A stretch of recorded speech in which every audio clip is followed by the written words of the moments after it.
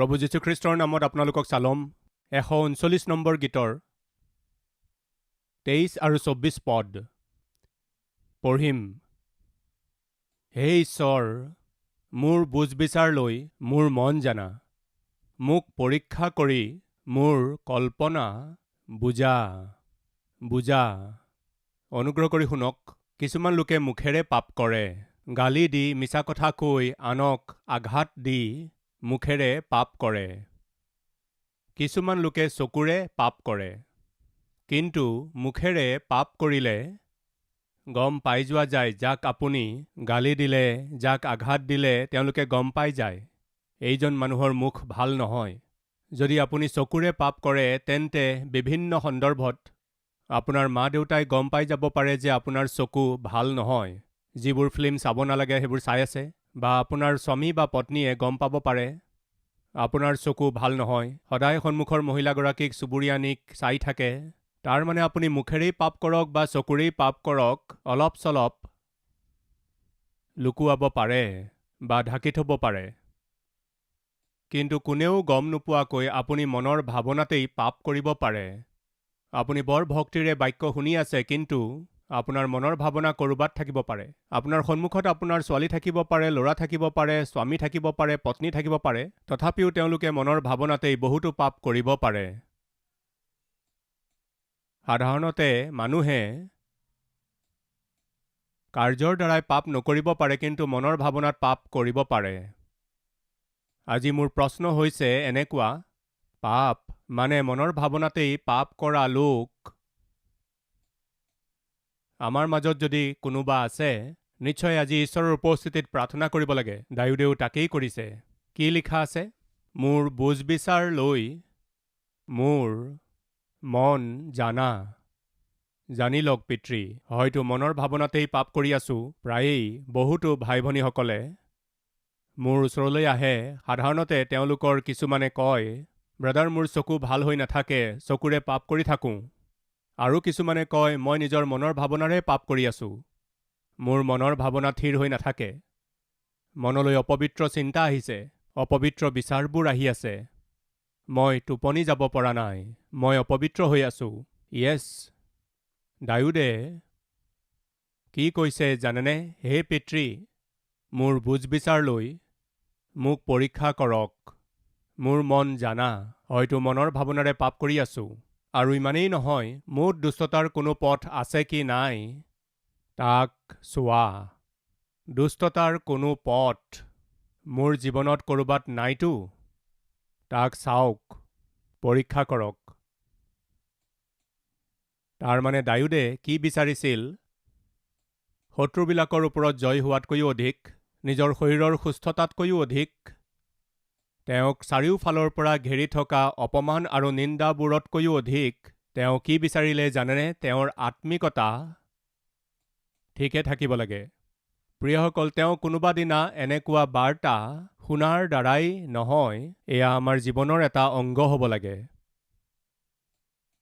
তাৰ কাৰণ হৈছে আপোনাৰ আৰু মোৰ প্ৰয়োজনবোৰ পূৰণ হ'বলৈ হ'লে বাইবেলে আমাক কৈছে, প্ৰথমে ঈশ্বৰৰ ৰাজ্য আৰু তেওঁৰ ধাৰ্মিকতা বিচাৰিব লাগে। মানে সৰল মনৰ লোক হ'ব লাগে। বাইবেলে এই বুলি কৈছে, নিৰ্মল চিত্তৰ মানুহবিলাক ধন্য, কিয়নো কি লিখা আছে? তেওঁবিলাক ঈশ্বৰৰ সন্তান বুলি প্ৰখ্যাত হ'ব। তেওঁবিলাকে ঈশ্বৰৰ দৰ্শন পাব।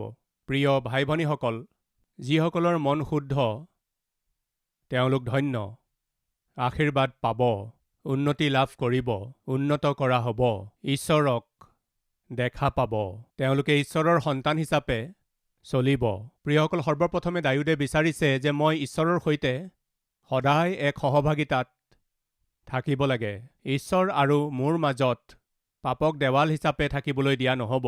হে পিতৃ, মোক ক্ষমা কৰক। ঈশ্বৰে আমাক ক্ষমা কৰিবলৈ হ'লে তেওঁ আমাক কি কৰিব লাগিব? অনুগ্ৰহ কৰিব লাগিব। কাৰণ আপুনি কৰা পাপৰ কাৰণে আপুনি দণ্ড পাব লাগে।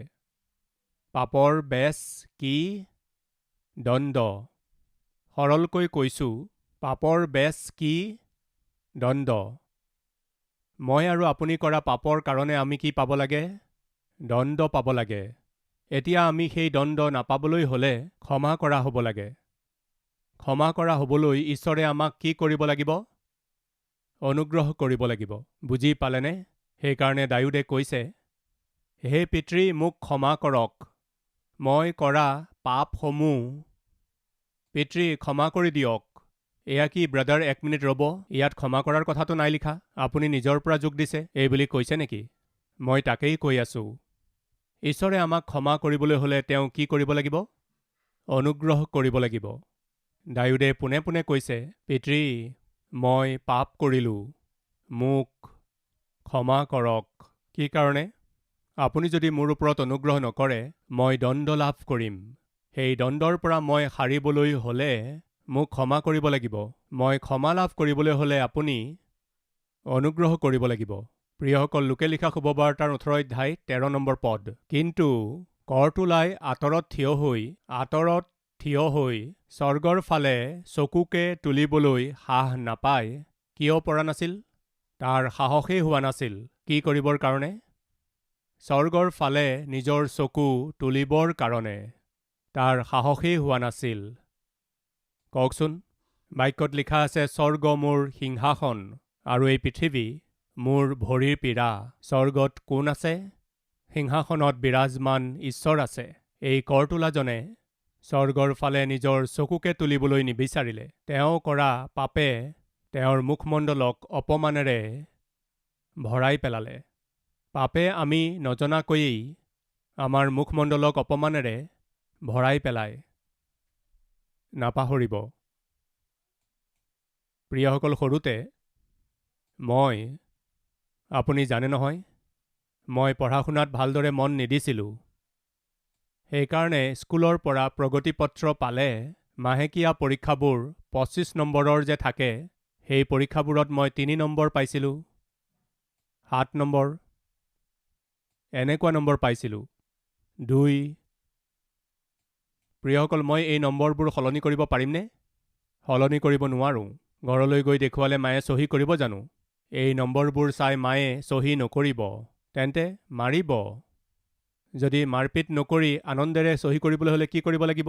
এই প্ৰগতি পত্ৰখন লৈ তাত মাৰ চহী কৰিবলৈ গ'লে মায়ে এই নম্বৰবোৰ দেখি চহী নকৰিব। মোৰ নিচিনাই কি কৰিব? 2 নম্বৰ আছে নহয়, সেই 2 নম্বৰৰ কাষতে এইফালে 1 লিখি দিওঁ নে সেইফালে 1 লিখি দিওঁ? কি হৈ যাব কওকচোন? 12 নহ'লে 21। এনেকুৱা ঠগুৱা কাম নকৰিব। কোনোবা আছে নেকি আমাৰ মাজত? এই বুলি ঠগাম বুলি ভাবি টিচাৰে কি কৰে জানেনে? মোৰ নিচিনাবোৰৰ কাৰণে ৰঙা চিয়াঁহীৰে কি বনাই দিয়ে? প্ৰিয়সকল, ঘৰত মায়ে চহী নকৰিব সেই কথা মই জানো। এটেণ্ডেঞ্চো ঠিক নাছিল। 7ম শ্ৰেণীৰ পৰীক্ষা পাব্লিক পৰীক্ষা নহয় জানো? সেই এক্সামত বহিবলৈ মোৰ উপস্থিতি পূৰা নাছিল। তেনেকুৱা সময়ত আমাৰ পিটি টিচাৰে মোক বৰ ভাল পাইছিল, কাৰণ মই ভালকৈ খেলিছিলোঁ, যাৰ দ্বাৰা কিবা নহয় কিবা প্ৰকাৰে মই সুখ্যাতি আনিছিলোঁ, স্কুলৰ কাৰণে কাপ জিতি আনিছিলোঁ। তেওঁ হেডমাষ্টৰৰ ওচৰলৈ গৈ ক'লে, ই আমাৰ কাৰণে বহুতো কাপ জিতি আনিছে ছাৰ। সেইকাৰণে অনুগ্ৰহ কৰি স্পৰ্টছ কোটাৰ পৰা এওঁৰ কাৰণে কিবা এটা কনচেশ্যন কৰিব পাৰে নহয় ছাৰ? মই ইয়াৰ হৈ ৰিকুৱেষ্ট কৰিছোঁ, ইয়াক এক্সামত বহিবলৈ দিয়ক। এই বুলি কোৱাত তেওঁ অলপ দয়া দেখুৱাই, কোনে? আমাৰ হেডমাষ্টৰে। ঠিক আছে, মই এখন ফৰ্ম দিম, সেই ফৰ্মত তেওঁৰ মাকৰ চহী কৰাই আনিব। এই বুলি কোৱাত আমাৰ স্পৰ্টছৰ মাষ্টৰে বৰ আনন্দেৰে সেই ফৰ্মখন মোক দিলে। তুমি ইয়াত তোমাৰ মাৰ চহী কৰি আনিবা। হেডমাষ্টৰে সেইখন ওপৰলৈ পঠাই এপ্ৰুভ কৰাই দিব বুলি কোৱাত বৰ আনন্দেৰে সৈতে কাষতে ষ্টাফ ৰুম আছে, খৰখেদাকৈ গৈ আমাৰতো অভ্যাস আছিলেই প্ৰগ্ৰেছিভ কাৰ্ডত চহী কৰাৰ। মাৰ ওচৰলৈ গ'লেতো চহী কৰি নিদিব ন, সেইকাৰণে চহী কৰি দি দিছিলোঁ নহয়।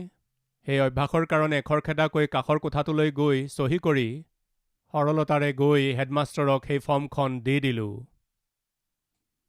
তেওঁ মোক চাই সুধিলে, তোমালোকৰ গাঁও কোনখন? কাষৰে গাঁও বুলি মই ক'লোঁ। যাওঁতে কিমান সময় লাগিব? 15 মিনিট লাগিব। আহোঁতে কিমান সময় লাগিব? 15 মিনিট লাগিব। আৰে মই তোমাক ফৰ্ম দিয়া 5 মিনিটো হোৱা নাই। আপোনালোকে হাঁহিছে, কিন্তু সেই সময়ত মোৰ মুখ চাবলগীয়া আছিল। তেতিয়ালৈকে মোৰ সেই জ্ঞান অহাই নাছিল। আৰু অন্ততঃ আধা ঘণ্টা ৰৈ যাব লাগিছিল। সেই সময়ত বৰ আনন্দ আছিল। সপ্তম শ্ৰেণীৰ পৰীক্ষাত মই বহিবলৈ পাম, যেতিয়া মই চিন্তাত দুখত আছিলোঁ। সেই সময়তে যেতিয়াই মই এই বাতৰিটো পালোঁ, চহী কৰি দিলোঁ। আৰে শুনা, তুমি এতিয়া সপ্তম শ্ৰেণীত আছা। তুমি এতিয়াৰ পৰাই মাৰ চহী কৰি আছা। ডাঙৰ হৈ তুমি কি কি যে কৰিবা। গৈ তুমি নিজৰ মাক লৈ আহা বুলি কওঁতে তাৰ আগতে মাৰ ঠাইত অন্য কোনো এজন ব্যক্তিক লৈ গৈছিলোঁ। এওঁ কোন বুলি সুধিলে মোৰ মামা বুলি কৈছিলোঁ। এতিয়া মাক লৈ আহা বুলি কৈছে। মাকতো আনিবই লাগিব। ঠিক আছে। মোৰ মাৰ ওচৰলৈ গৈ কিবা এটা কাহিনী কৈ কিবা প্ৰকাৰে লৈ আহিলোঁ। মই আৰু মায়ে হেডমাষ্টৰক গৈ লগ ধৰিলোঁ। তাৰ পাছত এটা গম্ভীৰ ঘটনা ঘটি গ'ল। তাৰমানে কৰা ভুলৰ কাৰণে আমি নজনাকৈয়ে আমাৰ মুখমণ্ডলত অপমান ৰূপী এটা লেয়াৰ এখন পৰি যায়, সেই কথা নাপাহৰিব। তাকেই মই ক'ব বিচাৰিছোঁ। আচল কথা মই মোৰ মাক কোৱা নাছিলোঁ। ক'লে আহিব জানো? কিবা এটা কাহিনী কৈ মই নিজৰ মাক আনিলোঁ। অনাৰ পাছত তেতিয়া মোৰ হেডমাষ্টৰে মোৰ বিষয়ে বহলাই ক'লে, আইদেউ ই কেতিয়াও পৰীক্ষাত পাছ হোৱা নাই। প্ৰগ্ৰেছিভ কাৰ্ড আপুনি দেখা নাই নেকি বুলি সোধোতে, প্ৰিণ্ট হোৱা নাই নহয় ছাৰ। এটা ষ্টৰী। প্ৰিণ্ট হোৱা নাই মানে কি আইদেউ? প্ৰতি বছৰেই আপোনালোকৰ ইয়াত প্ৰগ্ৰেছ কাৰ্ড প্ৰিণ্ট হোৱা নাই বুলি মোৰ ল'ৰাই কৈ আছিল। প্ৰিণ্ট হোৱা নাই মানে কি আইদেউ? প্ৰিণ্ট হৈছে। প্ৰগ্ৰেছিভ কাৰ্ড প্ৰিণ্ট হৈছিল যদি মোলৈ কিয় পঠোৱা নাছিল? নাই পঠোৱা মানে আপুনিতো চহীও কৰিছে। তেতিয়া মায়ে মোলৈ এবাৰ ঘূৰি চালে। আইদেউ আপোনাক নোকোৱাকৈয়ে আপোনাৰ ল'ৰাই আপোনাৰ নামৰ চহী কৰি আছিল। এই বুলি কৈ সেই শিক্ষকজনে ক'লে, আপুনি জন্ম দিলে কিন্তু এনেকুৱা ল'ৰাক কিয় জন্ম দিলে? এই বয়সতেই ই ইমান ঠগি আছে। ডাঙৰ হৈ নাজানো কি কৰিব। এনেকুৱা দুৰ্ভগীয়া এজনক মোৰ প্ৰভুৱে ধৰি মোক এনেকুৱা বনাই দিলে। প্ৰিয় ভাই ভনীসকল শুনক, মই কৰা পাপে মোৰ মুখমণ্ডলকেই কেৱল নহয়, মোক জন্ম দিয়া মোৰ মাৰো মুখমণ্ডলখন সম্পূৰ্ণৰূপে অপমানেৰে ভৰাই পেলালে। ইয়াকেই কৈছোঁ, আমি যেতিয়া ভুল কৰোঁ তেতিয়া আমি নজনাকৈয়েই আমাৰ মুখমণ্ডল অপমানেৰে ভৰি পৰে। এই কথাটো নাপাহৰিব। ডায়ুৰে বুজি পাই গ'ল, মই কৰা পাপে মোৰ ঈশ্বৰৰ আগত মই শিৰ নত কৰিব নোৱাৰা অৱস্থা কৰি পেলালে। অপমানে মোক চাৰিওফালৰ পৰা ঘেৰি ধৰিছে। এয়া অতি ভয়ানক কথা। মোৰ বেমাৰৰ সমস্যাটোতকৈও অধিক, বাহিৰৰ অপমানতকৈও অধিক, বাহিৰত মোক ধ্বংস কৰিবৰ কাৰণে খাপ পিটি বহি থকা বিপদতকৈও অধিক অতি ভয়ানক মোৰ মুখমণ্ডলত মই কৰা পাপৰ কাৰণে ভৰি পৰা অপমান। প্ৰিয়সকল, কৰতোলাজনে স্বৰ্গৰ ফালে নিজৰ চকু তুলিবলৈকো বিচৰা নাছিল, কাৰণ তাৰ সাহস হোৱা নাছিল। কি কাৰণে? তেওঁ কৰা পাপে তেওঁৰ মুখমণ্ডলক অপমানেৰে ভৰাই পেলাইছিল। প্ৰিয়সকল, বাইবেলৰ অপব্যয় পুত্ৰৰ বিষয়টো আপোনাৰ মনত আছেনে? যেতিয়া সি চেতনা ঘূৰাই পালে তেতিয়া সি কি কৈছিল? পিতৃ, মই স্বৰ্গৰ বিৰুদ্ধে আৰু আপোনাৰ বিৰুদ্ধে পাপ কৰিলোঁ।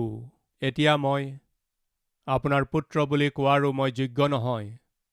মই নিজৰ মইমতালিৰে চলি আপোনাৰ পৰা আঁতৰি গৈ আকৌ আপোনাৰ ওচৰলৈ আহি আপোনাক চাবলৈ মোৰ সাহস নাই। কিন্তু তথাপিও আপোনাৰ ক্ষমা মই লাভ কৰিলোঁ। কিমান যে অদ্ভুত কথা। এই কৰতোলাজনে স্বৰ্গৰ ফালে নিজৰ চকু তুলি চাবলৈকো নিবিচাৰিলে। তাৰ সাহস হোৱা নাছিল। সি কি কৰিলে? কিন্তু কৰতোলাই আঁতৰত থিয় হৈ স্বৰ্গৰ ফালে চকুকে তুলিবলৈ সাহ নাপায় নিজৰ হিয়া ভুকুৱাই ভুকুৱাই ক'লে, হে ঈশ্বৰ। কি ক'লে? মোক ক্ষমা কৰক বুলি কোৱা নাই। কি বুলি কৈছে? ক্ষমা পাবলৈকো মই যোগ্য নহওঁ। মোক ক্ষমা কৰা নহ'লে মই দণ্ড পাম। দণ্ড পাবলগীয়া মোক আপুনি ক্ষমা কৰিবলৈ হ'লে এটাই মাত্ৰ উপায়, আপুনি মোক অনুগ্ৰহ কৰিব লাগিব। অনুগ্ৰহ কৰক। অনুগ্ৰহৰ অবিহনে আপুনি মোক ক্ষমা কৰিব নোৱাৰিব। ক্ষমা লাভ নকৰাকৈ মই এই দণ্ডৰ পৰা ওলাই যাব নোৱাৰোঁ। ইয়াকেই দাউদে বিচাৰিছিল। প্ৰিয় ভাই ভনীসকল, আমাৰ জীৱনত ঈশ্বৰৰ উপস্থিতিলৈ গৈ লাজ অপমানৰ কাৰণে শিৰ নত কৰি থাকিব লগা তেনেকুৱা বিষয় আছে নেকি? যেতিয়া মই প্ৰাৰ্থনা কৰিবৰ কাৰণে আঁঠু লওঁ, প্ৰায়বাৰেই মই নিজৰ ঈশ্বৰৰ সন্মুখত শিৰ তুলিব নোৱাৰিছিলোঁ। এবাৰ নহয়, দুবাৰ নহয়, শ হাজাৰ বাৰ নিজৰ ঈশ্বৰৰ সন্মুখত সাহেৰে মূৰ দাঙিব নোৱাৰিলোঁ। আপোনাৰ অৱস্থা মই নাজানো। আপুনি বহুত পবিত্ৰ হ'ব পাৰে, মই নাজানো। আপুনি বহুত ধাৰ্মিক হ'ব পাৰে, মই নাজানো। আমি ঈশ্বৰৰ ইচ্ছা অনুসৰি চলিব পাৰিছোঁনে? ঈশ্বৰে যিদৰে বিচাৰে তেনেকৈ চলিব পাৰিছোঁনে? আমাৰ কথা বতৰা, আমাৰ চিন্তা ভাৱনা বা আমাৰ কাৰ্য, আমাৰ কাম বা পৰিচৰ্যা কৰাৰ পদ্ধতি বা আমি প্ৰাৰ্থনা কৰাটো এটা পৰিয়াল গঢ় দি তোলাৰ বিধিমতে এজন স্বামী হিচাপে বা পত্নী হিচাপে বা পিতৃ মাতৃ হিচাপে, এজন আত্মিক ব্যক্তি হিচাপে, এজন সেৱক হিচাপে, এজন সেৱিকা হিচাপে ঈশ্বৰৰ ইচ্ছা অনুসৰি আমি চলিছোঁনে বাৰু? সমাজত ঈশ্বৰৰ সন্তান হিচাপে সাক্ষ্য হৈ আমি জীৱন যাপন কৰিছোঁনে? তেন্তে কেনেকৈ আমি ঈশ্বৰৰ সন্মুখত সাহেৰে নিৰ্ভয়ে কথা ক'ব পাৰোঁ? ঈশ্বৰৰ উপস্থিতিত প্ৰাৰ্থনা কৰিব পাৰোঁ? মই আকৌ কৈছোঁ, কেইবাবাৰো মই ঈশ্বৰৰ উপস্থিতিত মূৰ দাঙিব নোৱাৰিলোঁ। মুখমণ্ডল দেখুৱাব নোৱাৰি কেইবাবাৰো মই নিজৰ হাতেৰে মুখমণ্ডলখন ঢাকি থৈছিলোঁ। কাৰণ কি জানেনে? ঈশ্বৰে দিয়া এই অনুগ্ৰহ, ঈশ্বৰে দিয়া এই পৰিচৰ্যা, এই জীৱন, মই ঈশ্বৰৰ আৰু কিমান যে অধিক মহিমা কৰিব লাগিছিল, আৰু কিমান যে মহান পৰিচৰ্যা কৰিব লাগিছিল, আৰু কিমান যে ঈশ্বৰৰ গ্ৰহণযোগ্য জীৱন যাপন কৰিব লাগিছিল, সেইদৰে মই চলিব পৰা নাই, এই বুলি কেইবাবাৰো কান্দিলোঁ। সেইকাৰণে প্ৰিয় ভাই ভনীসকল, যেতিয়া আমি ঈশ্বৰৰ উপস্থিতিলৈ আহোঁ, আমাৰ জীৱনৰ বেমাৰৰ সমস্যা, আৰ্থিক সমস্যা আৰু আমাৰ জীৱনত থকা প্ৰয়োজনবোৰ, আচলতে আমি এইবোৰৰ কাৰণে ঈশ্বৰৰ উপস্থিতিলৈ আহি পৰিশ্ৰম কৰিব নালাগে। বৰং আমি যেতিয়া ঈশ্বৰৰ উপস্থিতিলৈ আহোঁ, তেওঁৰ ইচ্ছা অনুসৰি চলি আছোঁনে নাই তাক চাব লাগে। ঈশ্বৰ আৰু আমাৰ মাজত আমি নজনাকৈয়ে অপবিত্ৰতা নাইবা অবাধ্যতা এনেকুৱা কোনো ধৰণৰ ডাৱৰ বাধা হৈ পৰিছে, নাইবা এনেকুৱা কিবা আহি প্ৰাচীৰ হৈ পৰিছে, সেইটো চোৱাহে গুৰুত্বপূৰ্ণ। প্ৰভুৱে নিজৰ প্ৰাণ এইকাৰণে দিয়া নাছিল যে আমি নিজৰ মৈমতলেৰে চলি থাকোঁ, বৰং প্ৰভুৱে এইকাৰণে নিজৰ প্ৰাণ দিলে যে আমি তেওঁৰ ইচ্ছা অনুসৰি জীৱন অতিবাহিত কৰোঁ। প্ৰভুৱে ইয়াকেই বিচাৰে। প্ৰিয়সকলে, এইকাৰণে দাউদে বিচাৰিছিল সৰ্বপ্ৰথমে, পিতৃ মোক ক্ষমা কৰক। তাৰমানে তুমি মোক ক্ষমা কৰা, আৰু যদি ক্ষমা কৰিব লাগে তেন্তে তুমি মোক অনুগ্ৰহ কৰা। আৰু যদি তুমি মোৰ ওপৰত অনুগ্ৰহ কৰা, ইয়াৰ অৰ্থ কি? যদি তুমি মোক ক্ষমা কৰা তেন্তে তাৰমানে তুমি মোৰ পাপবোৰ ধুই দিয়া, তেন্তে তেতিয়া মই সুস্বাস্থ্য লাভ কৰিম। সৰ্বপ্ৰথমে ক্ষমা কৰিবলৈ ক'লে, তাৰ পাছত অনুগ্ৰহ কৰিবলৈ ক'লে, তাৰ পাছত সুস্থ কৰিবলৈ ক'লে। আপুনি সুস্থতা পোৱাৰ পাছত কি হ'ব? শক্তি পাব। আৰু তাৰ পাছত কি কৰিব? ঈশ্বৰৰ কাৰণে আন্তৰিকতাৰে উঠি থিয় হ'ব। সেইকাৰণে কৈছে, মোক তোলক, মোক তুলি ধৰক, মোক তুলি ধৰক পিতৃ, পৰিবলৈ নিদিব। পাপৰ আগত যেন শিৰ নত নকৰোঁ, অধীন নহওঁ, তেনে কৰক পিতৃ। থিয় দিব পৰা জীৱন মোক দিয়ক। প্ৰিয়সকল, আপোনাৰ মনত আছেনে এগৰাকী মহিলাই ঈশ্বৰৰ গৃহলৈ আহিল আৰু যীশুৱে তেওঁক দেখি মাতিলে। 18 বছৰ ধৰি সেই মহিলাগৰাকী পোন হৈ থিয় হ'ব পৰা নাছিল। সেই ৰোগীয়া মহিলাগৰাকীক প্ৰভুৱে সুস্থ কৰিলে। তাইৰ এনেকুৱা এইকাৰণে হৈছিল, দুৰ্বল কৰোঁতা এক আত্মাই 18 বছৰ ধৰি তাইক বন্ধনত ৰাখিছিল। দুৰ্বল কৰা আত্মা, অসুচী আত্মা, অপবিত্ৰ আত্মাই তাইক যেতিয়া বন্ধনত ৰাখিছিল, তেতিয়া তাই কোনোপধ্যে কি লিখা আছে?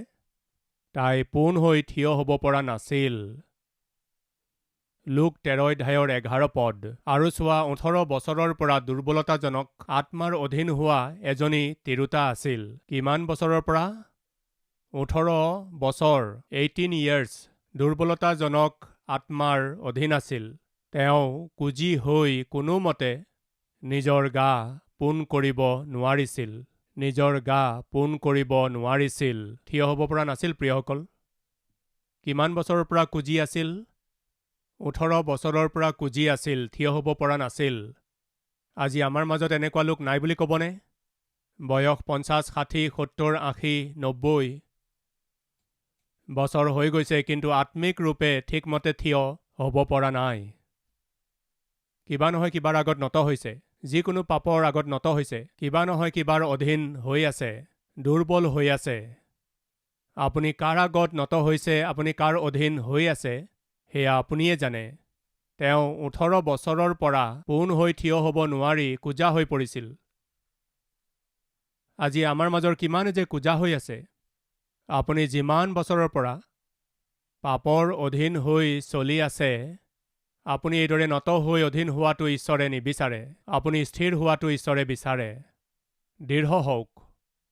প্ৰভুৰ কাৰণে আপুনি পোন হৈ থিয় হ'ব লাগে। প্ৰিয়সকল, দাউদে সুধিছে, পিতৃ মোক কি কৈছে? তুলি ধৰক। মোক তুলি ধৰক পিতৃ। মই থিয় হ'ব লাগে। মই নত হ'ব নালাগে। মই শয়তানৰ অধীন হ'ব নালাগে। মই থিয় হ'ব লাগে, স্থিৰ হ'ব লাগে। প্ৰিয়সকল, সেই মহিলাগৰাকী কেতিয়া থিয় হ'ল জানেনে? যেতিয়া তেওঁ যীশুৰ ওচৰলৈ আহিল। যেতিয়া যীশুৱে তেওঁক চুলে তেতিয়া। চাওঁ আহক 12 নম্বৰ পদ। যীশুৱে তেওঁক দেখি মাতি ক'লে, হে নাৰী, তোমাৰ দুৰ্বলতাৰ পৰা তুমি মুক্ত হৈছা। আৰু তেওঁৰ গাত তেওঁ হাত দিলত তেতিয়াই পোন হৈ তেওঁক চোৱাৰ লগে লগে, প্ৰিয়সকল, তেওঁ পোন হৈ উঠিল। প্ৰিয়সকল, যেতিয়াই প্ৰভুৱে তেওঁক চুলে, লগে লগে কি হ'ল কওকচোন? তেওঁ পোন হৈ থিয় হ'ল। আজি আমাৰ মাজত কোনোবা আছে নেকি এইদৰে কোৱা লোক? প্ৰভুৱে মোক চুব লাগে, মই পোন হৈ থিয় হ'ব লাগে। মোৰ প্ৰভুৰ কাৰণে সাক্ষ্য হৈ মই থিয় হ'ব লাগে। এজন সেৱক হিচাপে থিয় হ'ব লাগে, এজন সেৱিকা হিচাপে থিয় হ'ব লাগে। মই নিজৰ সেৱাত, পৰিচৰ্যাত, নিজৰ ডিপাৰ্টমেণ্টত, নিজৰ ব্ৰাঞ্চত, মোৰ মণ্ডলীত, নিজৰ পৰিয়ালত, নিজৰ সম্বন্ধীয় লোকৰ মাজত য'ত চাকৰি কৰোঁ, তাত ঈশ্বৰৰ সন্তান হিচাপে থিয় হ'ব লাগে। পবিত্ৰ ব্যক্তি হিচাপে থিয় হ'ব লাগে। আত্মিক ব্যক্তি হিচাপে থিয় হ'ব লাগে। ধাৰ্মিক হিচাপে থিয় হ'ব লাগে। নিৰ্দোষী হিচাপে থিয় হ'ব লাগে। মোৰ চাৰিওফালৰ লোকসকল পাপ আৰু জগতৰ অধীন হ'ব পাৰে, বা নত হৈ থাকিব পাৰে, বা দুৰ্বল হৈ থাকিব পাৰে, কিন্তু মই নিজৰ প্ৰভুৰ কাৰণে থিয় হ'ব লাগে।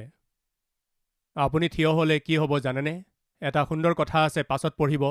তেতিয়াই পোনকৈ থিয় হৈ কি লিখা আছে? ঈশ্বৰৰ স্তুতি কৰিলে। ঈশ্বৰৰ স্তুতি কোনে কৰিব পাৰে? ঈশ্বৰক কোনে আনন্দিত কৰিব পাৰে কওকচোন?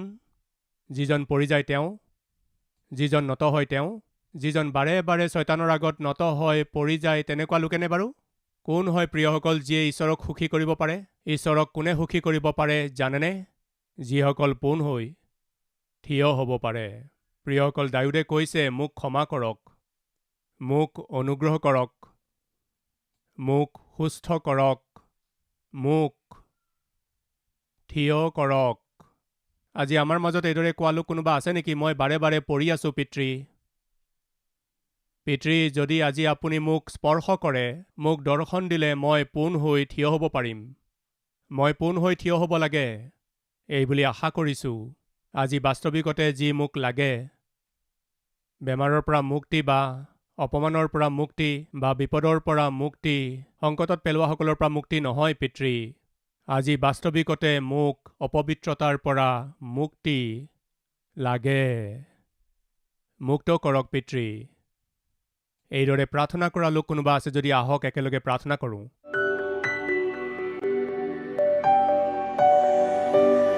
পিতৃ, আমি কৰা পাপৰ কাৰণে আমি ৰোগী হৈ পৰিছোঁ, আমি অপমানত পৰিছোঁ, জীৱনলৈ সংকট আহি পৰিছে, আমাক সংকটত পেলোৱা লোকে আমাক চাৰিওফালৰ পৰা ঘেৰি ধৰিছে।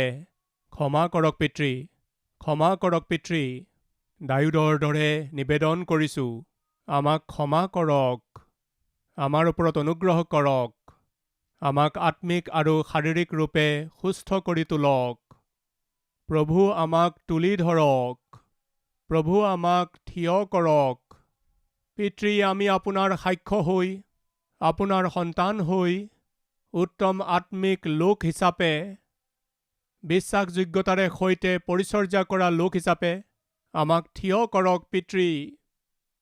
এজন আত্মিক পিতৃ আৰু এজনী আত্মিক মাতৃ হিচাপে, স্বামী হিচাপে, পুত্ৰ হিচাপে, পুত্ৰী হিচাপে, বোৱাৰী হিচাপে, শাহু হিচাপে, পিতৃ, সমাজত আপোনাক মহিমা দিবলৈ, আপোনাক সুখী কৰিবলৈ এনেকুৱা আত্মিকতা আমাক দিয়ক। এই বাৰ্তা শুনি প্ৰাৰ্থনা কৰি থকা প্ৰতিজনৰ ওপৰত অনুগ্ৰহ কৰক, কৃপা কৰক, চকুলো মুচক, কষ্টবোৰ দূৰ কৰক। কৃপা কৰোতা হে পিতৃ, আপোনাৰ মহিমা কৰিব পৰা জীৱন আমাক দিয়ক পিতৃ। দয়া কৰক, আপোনাৰ মহান অনুগ্ৰহ আমাৰ ওপৰত কৰক। যীশু খ্ৰীষ্টৰ নামেৰে মাগিছোঁ পিতৃ, আমেন।